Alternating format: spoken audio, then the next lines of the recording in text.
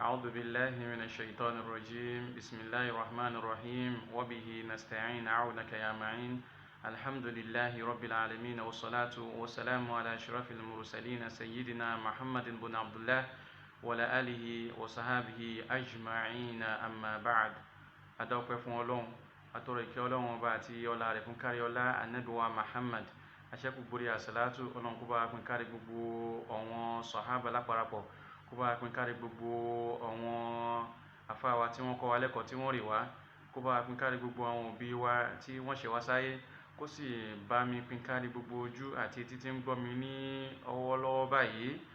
Ibi yóò tí a bá gbé wà láti ní àǹfààní àti gbọ́ wà sí ọ̀rọ̀ Ọlọ́run Ọba ti tòní. Àlékún kẹ́ Ọlọ́run Ọba àti ọlá rẹ̀, Ọlọ́run dákun má ṣàlàyé pín kárí ẹnì kọ̀ọ̀kan wa. À ń kí wa pẹ̀lú gbólóhùn alápọ̀nlé tí a máa fi ń kí ara wa nínú ẹ̀sìn Islam wípé assalamu alaikum wa rahmatullahi ta'ala wa barakatuhu.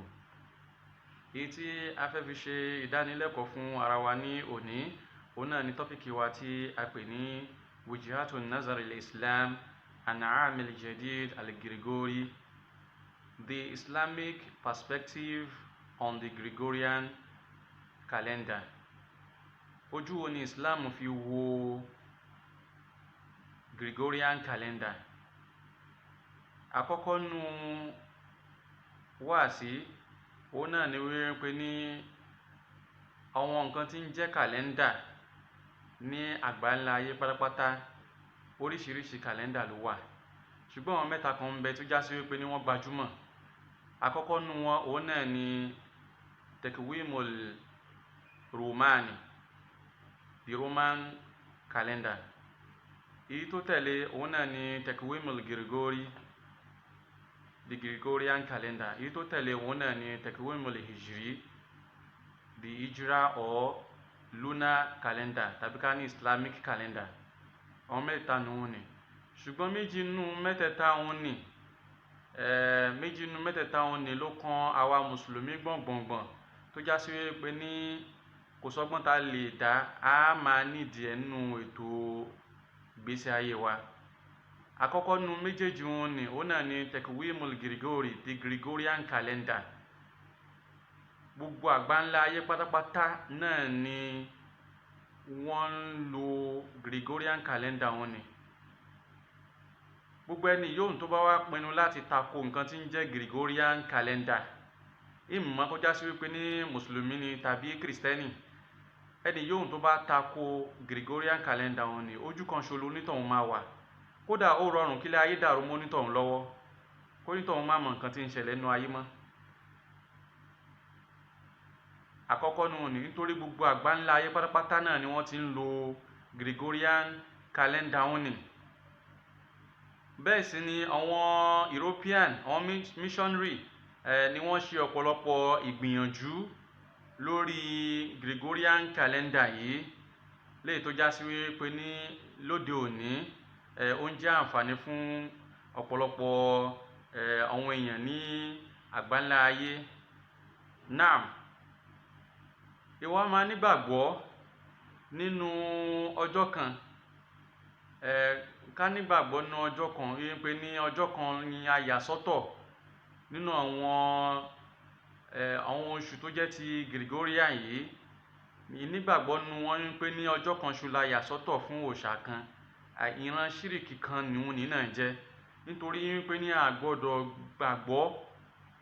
gbé ìgbàgbọ́ wa lọ sí àyè wọn ní pé ní ọjọ́ kan ń bẹ o, January 1st òòṣà kan ni wọ́n yà sọ́tọ̀ fún. Gbogbo ẹni yóò tó bá nírú bẹ́ẹ̀ nínú àkídà rẹ̀, gbogbo ẹni yóò tó bá nírú bẹ́ẹ̀ nínú ìròrí rẹ̀, kó gbà wípé ní òun ti ń súnmọ́ nǹkan tí ń jẹ́ ṣírík, ó ti ń súnmọ́ nǹkan tí ń jẹ́ ẹbọ nínú ẹ̀sìn Islam.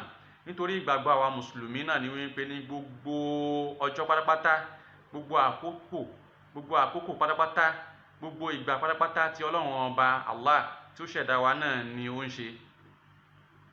Ká má nígbàgbọ́ wípé ní ọjọ́ kan January 1st, kódà bó exist, ìgbàgbọ́ wa ò gbọ́dọ̀ lọ sí area wọn ni, àwọn ò gbọ́dọ̀ nígbàgbọ́ nínú kíní wọn ni. Gẹ́gẹ́ bí mùsùlùmí, a gbọ́dọ̀ nígbàgbọ́ rẹ̀ nínú àkídà wa wípé ní ọjọ́ kan ni wọ́n yà sọ́tọ̀ fún òòṣà kan. Níbi táyé lajú dé yìí, ìgbàgbọ́ àwọn mùsùlùmí náà ni gbogbo ọjọ́ pátápátá, gbogbo ìgbà pátápátá náà ni tọ́lọ́run ọba tó ṣẹ̀dá wa. Ká wá jìnnà sí gbogbo ẹni yóò tó bá ní àdìsọ́kàn bẹ́ẹ̀ pé ní ọjọ́ kan náà ni wọ́n yà sọ́tọ̀ fóòṣà kan tó fi ń jọ́sìn fóòṣà kan, ìwíkúwí ni. Bó bá wà nínú ìròrí rẹ̀, ìròkúrò ni, nítorí pé ní ẹ̀tọ́ ni fónítọ̀hún láti lọ tún àkídà rẹ̀ ṣe, kó lọ tún ìgbàgbọ́ rẹ̀ ṣe síwájú Ọlọ́run ọba pẹ̀lú Suratul Ikhlas pé ní Qul huwallahu ahad, Allahu samad, lam yalid wa lam yulad wa lam yakun lahu kufuwan ahad. Ọlọ́run ọba ọ̀kan ṣoṣo ni, ọba àjíronú kan ni, ọba tó já sí pé ní kò bímọ ẹnìkan wọn bí, bẹ́ẹ̀ sì ni kò sẹ́ni náà tá lè fi ṣe àkàwé Ọlọ́run ọba tó ṣẹ̀dá kó wa. Torí náà gbogbo ọjọ́, gbogbo àkókò, gbogbo ìgbà pátápátá tí Ọlọ́run ọba tó ṣẹ̀dá wa ní í ṣe. Ká tún àníyàn wa ṣe, ká tún àkídà wa ṣe, ká sì tún ìròrí wa ṣe nípa àwọn oṣù tí a wí. Àkọ́kọ́ ń bẹ̀ nù ni kò wá sí béèyàn ó ṣe tako Gregorian calendar nínú ayé tá wà yìí. Kò sí ọgbọ́n tó lè lò láti fi tako Gregorian calendar tá ń lò yìí. Kò sí, èyàn ó padà fall síbi tí ò yẹ kéèyàn fall sí ni. Nítorí pé ní àwọn oṣù Gregorian tẹ́ ń sọ yìí wípé ní orúkọ òòṣà náà fi dálẹ̀.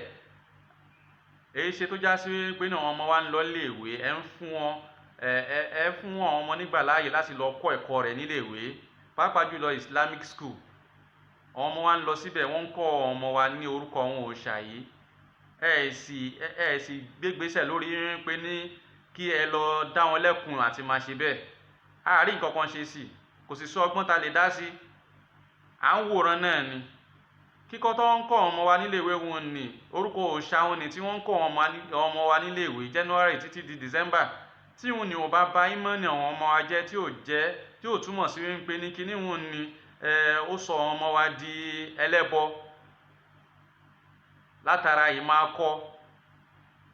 Kágbà yín pé ní ká kíra wa ní Happy New Year tá bá mú January 1st, kò sí nǹkan tó burú ń bẹ̀. Yíhun ni ò sọ wá di kèfèrí níwájú Ọlọ́run, yíhun ni ò sọ wá di ẹlẹ́bọ níwájú Ọlọ́run ọba.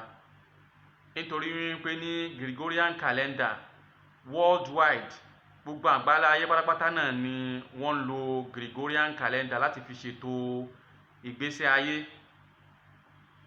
Náà gbogbo ẹni yóò tó bá wá tako Gregorian calendar kó gbà wípé ní òun á tako Western education. Gbogbo ẹni yóò tó bá wá tako Western education kó gbà wípé ní láìpẹ́ láì jìnnà wọ́n á padà mú òun ní Boko Haram ni o. Nítorí àwọn ìròrí àwọn Boko Haram náà ni wípé ní wọ́n dé, àwọn ọlọ́dẹ tán sọ wípé ní Boko Haramun, ìwé tẹ́rí yẹn haramu ni o. Àwọn ọlọ́dẹ ló sọ bẹ́ẹ̀. Ìròrí àwọn Boko Haram ni.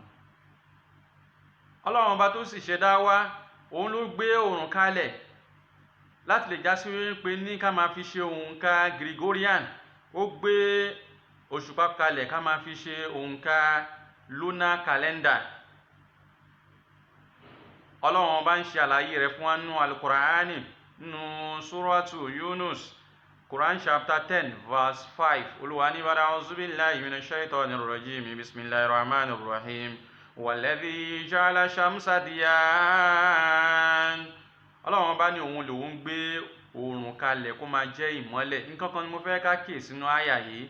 Ọlọ́run ọba ò sọ pé ní walladhi khalaqa shamsa diyan, òun lòun ṣẹ̀dá oòrùn kó máa jẹ́ ìmọ́lẹ̀ rárá.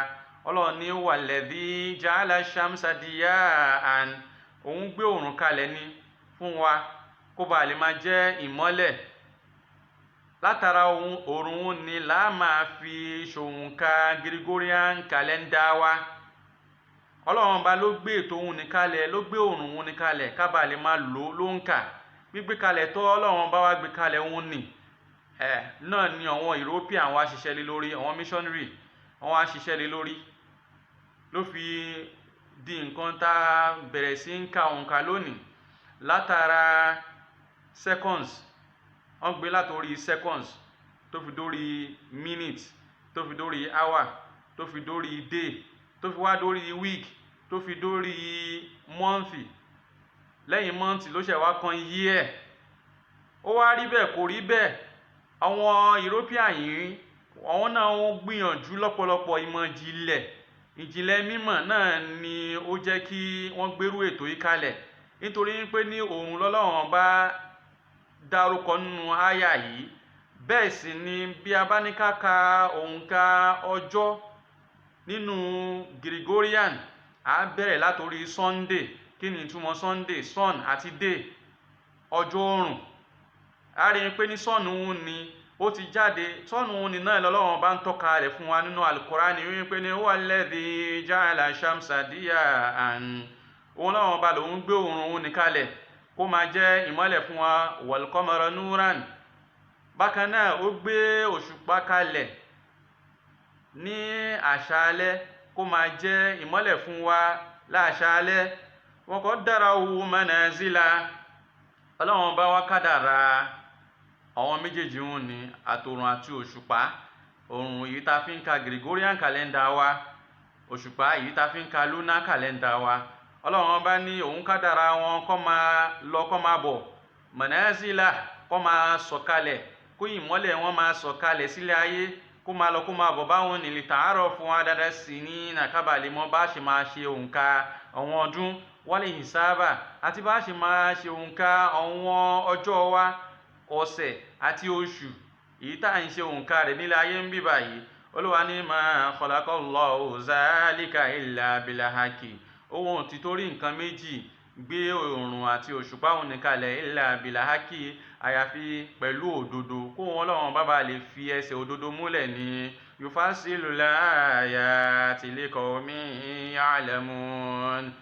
Ọlọ́run bá ń ṣàlàyé àyà Al-Qur'ani fún wa, fún gbogbo ẹni yòówù tó bá dá nǹkan mọ̀ tí ó understand nǹkan tọ́lọ́run bá ń ṣe lálàyé ń bí. Òmùgọ̀ èèyàn kọ́ lọ́lọ́run bá ń bá sọ̀rọ̀ ń bí báyìí. Gbogbo ẹni yòówù tó bá ní understanding tó gbọ́yé lọ́lọ́run bá ń bá wí. Inú tafsiru Ibn Kathir jó yé wa ń pè níbi shamsi tu'rafu al-ayyam, látara oòrùn náà ni a ti gbé mọ bá ṣe máa ṣe òǹkà àwọn ọjọ́ wa.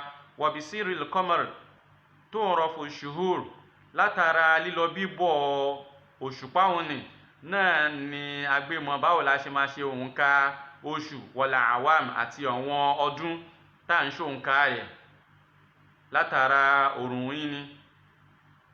Naam, nínú tafsiru afáwa Qurtubi, wọ́n jó yé wa ń pè ní qala Ibn Abbas. Wọ́n ní Ibn Abbas ló sọ báyìí wípé ní radiyallahu ta'ala anhu, Ọlọ́run má ṣàbá yọ́nú sí. Ó ní law ja'ala shamsayni shamsan bin nahar. Bí ó bá ṣe wípé ní ọlá bọ́lọ́run bá ṣe gbé oòrùn méjèèjì wọn ní kalẹ̀, oòrùn àti òṣùpá ní tọ́ka ń bá wọn níbẹ̀ wọn ni. Ó ní shamsan bin nahar, èyí tó jẹ́ oòrùn tó máa ń yọ ní àyájọ́ àárọ̀, ọ̀sán mọ́rọ̀lẹ́. Bí ó bá ṣe àlùbáríkà yíyọ tí ń yọ ni. Wa shamsan bil layl, àti èyí tó já sí pé ní ìmọ́lẹ̀ ní bákan náà tí ń ṣe òṣùpá tó ń yọ ní àṣálẹ́. Laysa fihima zulumatun wala layl, èyí tó já sí pé ní kò sí òkùnkùn bó tilẹ̀ wọ́n kéré mọ́ nínú àwọn méjèèjì wọn ni. Ìmọ́lẹ̀ ni òòrùn jẹ́, ìmọ́lẹ̀ ni òṣùpá jẹ́. Naam, ó ní lam yu'lam adadu sinina wa hisabu shuhur. Kò sẹ́ni náà tí ó mọ bí ó ti ṣe mọ òǹkà. Ó ní a lè mọ bá ṣe máa ṣe òǹkà àwọn ọdún wa àti òǹkà àwọn oṣù tí à ń ṣe òǹkà rẹ̀. A ní mọ bá ṣe ṣe òǹkà náà bí ó bá ṣe àlùbáríkà gbígbé kalẹ̀ tọ́lọ́run bá gbé oṣù àti òṣùpá kalẹ̀. Eléyìí ni àlàyé tí àfáwà Qurtubi ṣe fún wa. Náà ni wípé ní kò sí ọgbọ́n tá lè dá lórí wípé ní a fẹ́ ṣe nǹkan fún Gregorian calendar.